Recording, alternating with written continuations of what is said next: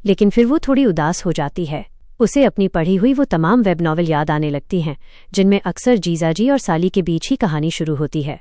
कभी जीजाजी अपनी साली को पसंद करने लगते हैं तो कभी साली अपने जीजाजी को अपनी बहन की केयर करते देख उन पर फिदा हो जाती है। अब अगर शिन्यू की बात करें तो वो अभी से चेन युवान को बहुत पसंद करने लगी है और शायद प्यार को समझने भी लगी है। वो चेन युवान को काफी पुराने टाइम से जानती है, लेकिन उन्हें देखते ही उसके हाव भाव एकदम बदल जाते हैं। वो उन्हें देखकर ब्लश करने लगती है और ये बिना वजह तो नहीं हो सकता। साफ दिख रहा है कि इस मासूम लड़की को अपने जीजाजी पर क्रश होने लगा है। चैन न खुद को कोसती है, हद है, मैंने इस तरफ ध्यान ही नहीं दिया, बल्कि मैंने तो खुद उन्हें करीब आने का मौका दे दिया। मैंने ही तो उसे चेन युवान के बर्थडे के लिए गिफ्ट खरीदने भेजा था। ये तो बिल्कुल आग में घी डालने जैसा काम हो गया। हालांकि चैन्ना को ये भी लगता है कि अभी तो बस छोटे मोटे इशारे ही मिल रहे हैं, इनके बीच कोई असली वाली प्रोग्रेस शुरू नहीं हुई है। वो अपना सिर पकड़कर बैठ जाती है और सोचती है, किस्मत भी क्या खेल दिखा रही है, आखिर मैं इतनी अनलकी कैसे हो सकती हूँ। उधर शिन्यू भी अपने ही ख्यालों में खोई है।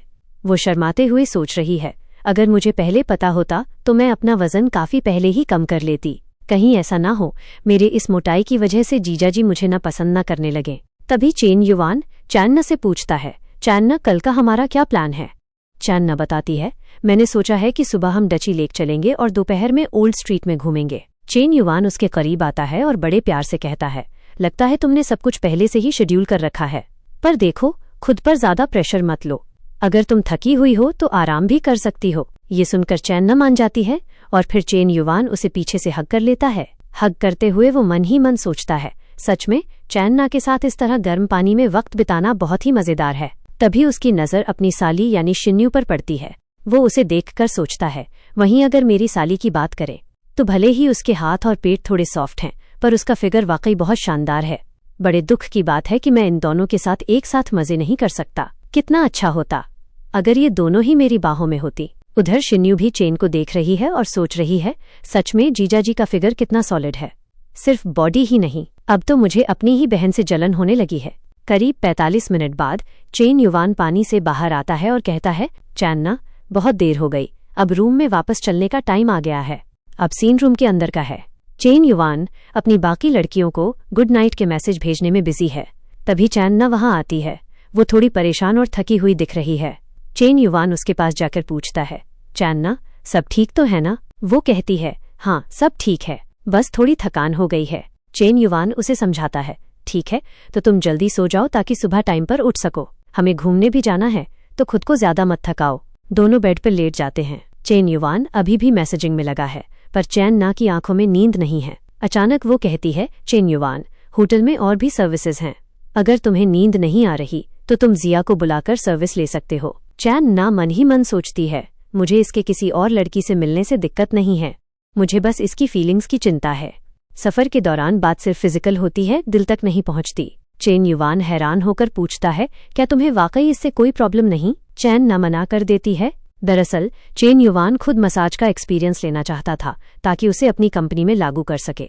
वो जिया को कांटेक्ट करने लगता है। तभी चैन्ना उठकर बैठ जाती है और बड़े हिचकिचाते हुए कहती है, चेन युवान मैं अपनी सिस्टर के बारे में। इससे पहले कि वो बात पूरी कर पाती, चेन युवान अचानक बेड से खड़ा हो जाता है और चिल्लाकर कहता है, अरे देखो कल तो बहुत भारी बारिश होने वाली है।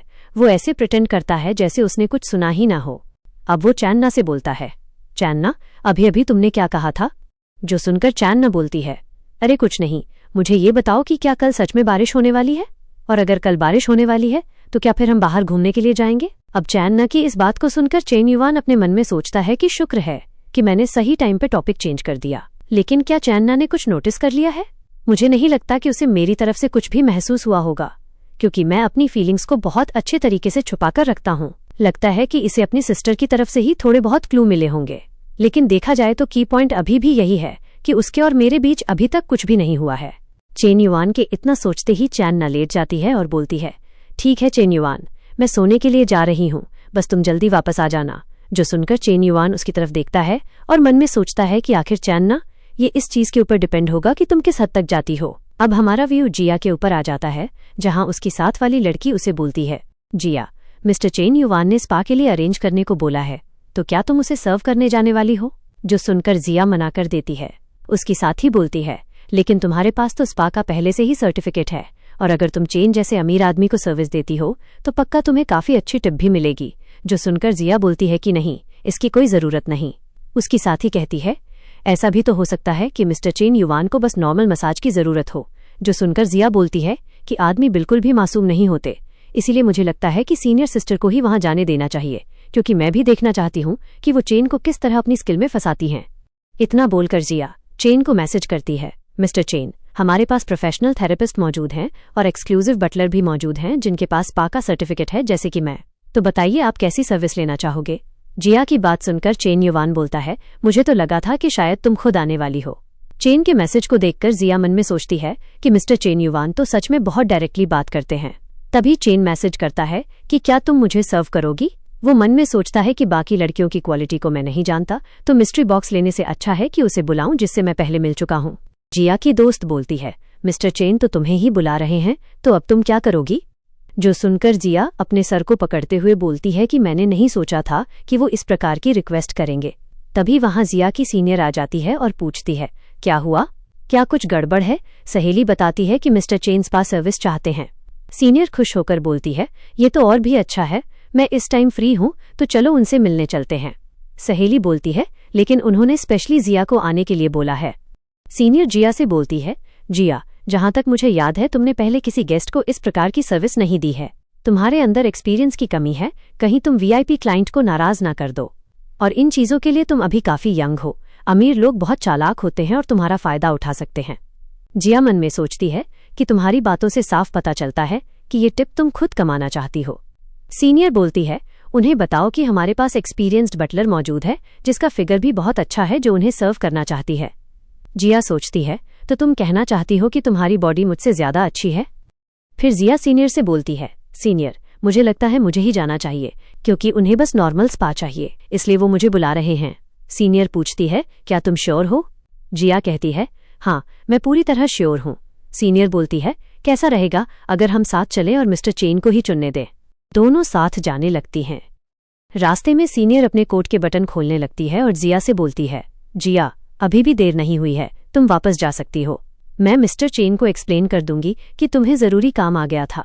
जिया सीनियर को देखकर सोचती है कि क्या इसका साइज कुछ ज्यादा बड़ा नहीं है, इसके सामने मेरा कोई चांस नहीं होने वाला। वे दोनों चेन के पास आती हैं। सीनियर इंट्रोडक्शन देती है, मिस्टर चेन, मेरा नाम शूल लुओ है, मैं एक एक्सक्लूसिव बटलर हूँ और पार्ट टाइम जॉब करती हूँ। मेरा एक्सपीरियंस अभी बिगनर लेवल का है, उम्मीद है आप मुझे गाइड करेंगे। जिया भी हेलो बोलती है। जिया मन में सोचती है, यकीन नहीं होता ये खुद को बिगिनर बता रही है, कितनी झूठी है। सीनियर सोचती है कि मर्दों को बिगिनर और पार्ट टाइमर पसंद होते हैं, ये एक हिंट है। वो चेन के पास बैठकर पूछती है, बताइए मिस्टर चेन युवान, आप किसकी सर्विस लेना चाहोगे। चेन युवान बोलता है, मुझे लगता है कि तुम काफी सूटेबल हो। सीनियर पास बैठकर पूछती है, तो मेरा कौन सा पार्ट आपको सूटेबल लगा।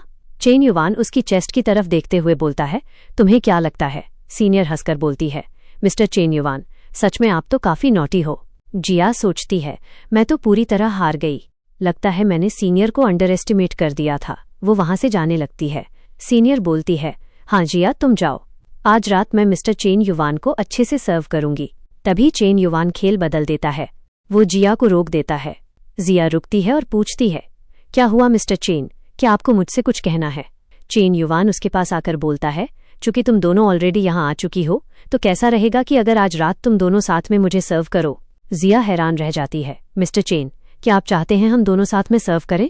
मुझे नहीं लगता ये सही है। सीनियर भी सन रह जाती है और सोचती है, अमीर लोग वाकई इस तरीके से खेलना पसंद करते हैं।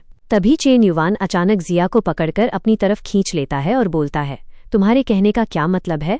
कैसा रहेगा अगर हम यहाँ कोई नई चीज क्रिएट करें जो आज से पहले यहाँ ना हुई हो।